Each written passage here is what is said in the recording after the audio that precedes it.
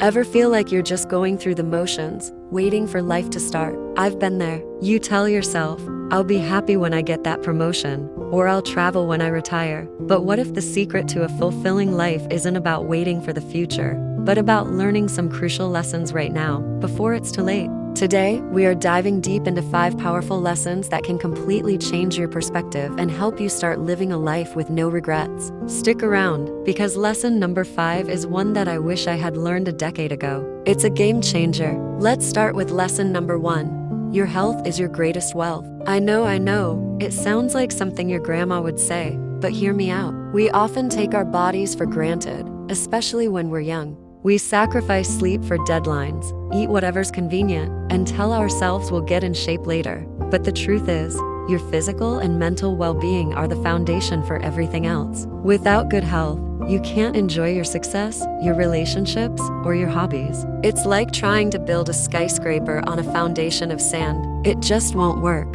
Think about it this way. Your body is the only vehicle you have to navigate this journey of life. You wouldn't drive your dream car into the ground without maintenance, right? So why do we do it to ourselves? Start small. Go for a 15-minute walk every day. Swap one soda for a glass of water. Take 5 minutes to meditate or just breathe deeply. These aren't drastic changes, but they are deposits into your health bank account. Over time, they compound, and the returns are immeasurable. Investing in your health today isn't a sacrifice. It's the smartest investment you will ever make for your future happiness. Don't wait for a health scare to force you to prioritize it. Start now. Moving on to lesson number 2, and this is a big one. The present moment is all you truly have. How many times have you been physically present with someone, but your mind was a million miles away, replaying a past mistake or worrying about a future what if? We live in an age of distraction, constantly pulled between regrets of the past and anxieties about the future. But in doing so, we miss the only thing that's real, right now. Your life is a collection of nows. If you're never fully in the now, you're not really living. One of the most powerful things I learned was to practice mindfulness.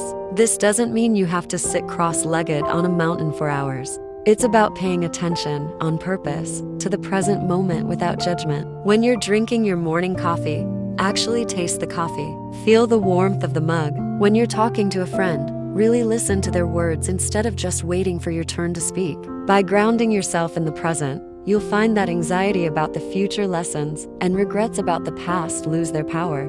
Life happens in these small, beautiful moments. Don't let them slip by unnoticed. All right, let's get into lesson number 3. Let go of what you can't control. This is a tough one for a lot of us, myself included. We want to control outcomes, other people's opinions, and the unpredictable twists and turns of life. We spend so much mental and emotional energy trying to manage things that are fundamentally outside of our influence. What's the result? Stress, frustration, and a feeling of powerlessness. It's like trying to steer a ship in a hurricane by shouting at the wind. The key here is to differentiate between what is in your circle of influence and what is in your circle of concern. You can't control if it rains on your picnic day, but you can control your attitude about it and decide to have a fun indoor picnic instead. You can't control what a coworker thinks of you, but you can control being professional, kind, and true to your own values. When you focus your energy only on what you can influence, your actions, your responses, your mindset, you reclaim your power. You stop being a victim of circumstance and become the author of your experience. Letting go isn't giving up, it's giving yourself peace. This brings us to lesson number 4, which is deeply connected to the last one. Your relationships require effort. We often assume that our most important relationships with family, partners, and close friends will just take care of themselves. We get busy, we get complacent, and we forget that relationships are like gardens. They need to be nurtured, watered, and tended to. If you neglect them, they will wither. Don't wait for a special occasion to tell someone you love them or appreciate them. Send that text just to say you're thinking of them. Put your phone away when you're having dinner with your partner. Be an active, engaged listener. Remember the little things. It's the consistent, small efforts that build strong, lasting bonds.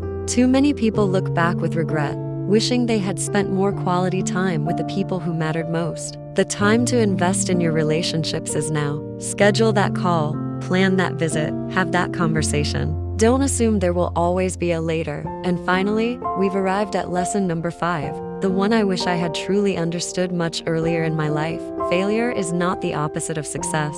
It's a part of it. Our society often paints failure as the ultimate catastrophe, something to be avoided at all costs.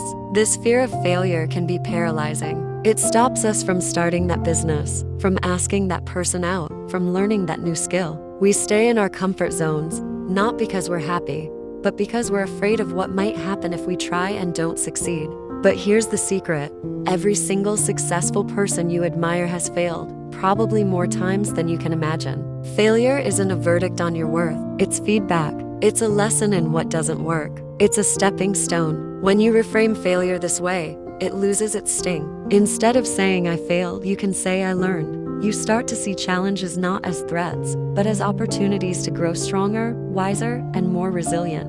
The biggest failure of all is the failure to even try. So, embrace the stumbles. Learn from them. Get back up and keep moving forward. Your future self will thank you for your courage. So, let's recap these 5 powerful lessons. 1. Your health is your greatest wealth. 2. The present moment is all you have. 3.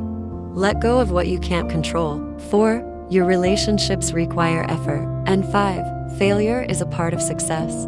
These aren't just nice ideas to think about. They are active principles for living a more intentional, joyful, and fulfilling life. It's never too late to start applying them. You don't need to wait for a new year, a new job, or a new city. You can start today, right now, in this moment. Thank you so much for spending this time with me. If any of these lessons resonated with you, let me know in the comments below which one hit home the most. And if you found this valuable, please give this video a thumbs up and subscribe to the channel for more content on living a better, more meaningful life. Take care, and I'll see you in the next one.